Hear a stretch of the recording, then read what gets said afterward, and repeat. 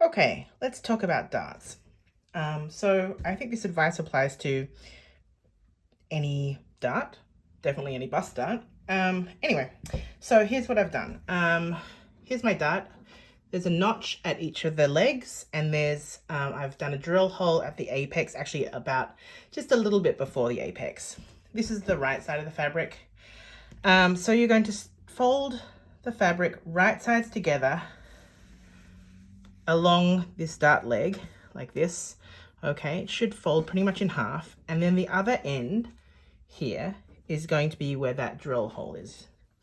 So there should be a straight line between the drill hole and the pointy bit of the dart. Now, if you want to, you can... Actually, I'm going to do it from the other side. I'm just going to flip it over. This is just the way I like to hold it on my sewing machine. Doesn't really make any difference, but this is the way I like to do it. So I like to start at this end. I'll pop a pin in so you can see. The other end is going to be at that drill hole, which is about here. And I marked it just a little bit in. So that's where I want to end. Now, I generally just honestly eyeball it, but I'll show you the proper way. So I'm going to draw a line from, oops, there we go. That's where you want to stitch-ish. However, it always, because this is quite a deep dart, this is the +4 on our shirt. It's quite a big dart. If you're doing the +6, it's going to be a really honking big dart. And if you end it just like, if you go straight along this straight line, it's not going to be a great shape. Like, you're going to end up with a big point here. So what actually works best is if about here, okay, so you don't want to start here, but about here, you start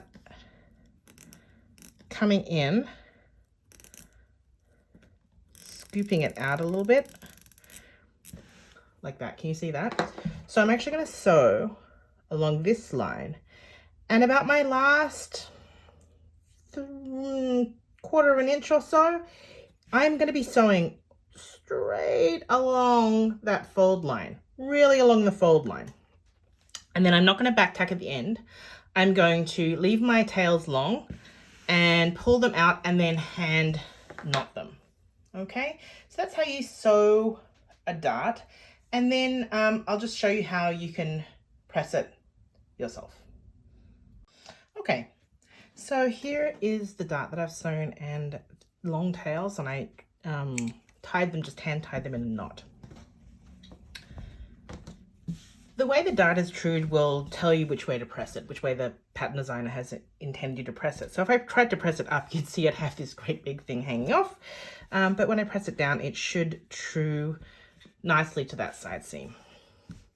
So the first thing I'm going to do is I'm actually going to press, I'll press in this crease here, and then I will press it down.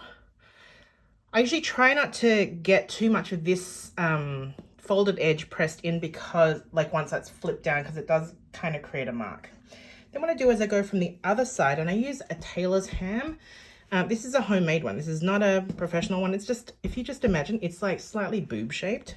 So it can be a real help, because you want to shape the dart over the ham. Now, I like to try and press out as much, any little pucker or bubble that I have. I'll use lots of steam, and I can usually press that out completely. In my patterns, the dart finishes quite a ways back from the apex, like your apex, like which is usually your nipple. And that's because I find that with larger breasts, then it actually looks better if it finishes a little bit earlier and like on the side of the breast rather than towards the front. On smaller breasts, it looks fine if you do it a bit closer. So anyway, that's how I mark my apexes for my darts. And so then you'll just press it out. Whoops. Here's one I did earlier. So you can see, here it is. pressed it out. Now the pocket's nearby. It's a bit of a drag, but you know, it's a pocket. There it is. And so that's all it is to sewing a bust dart, and that's what it looks like on the other side. And I hope that was helpful.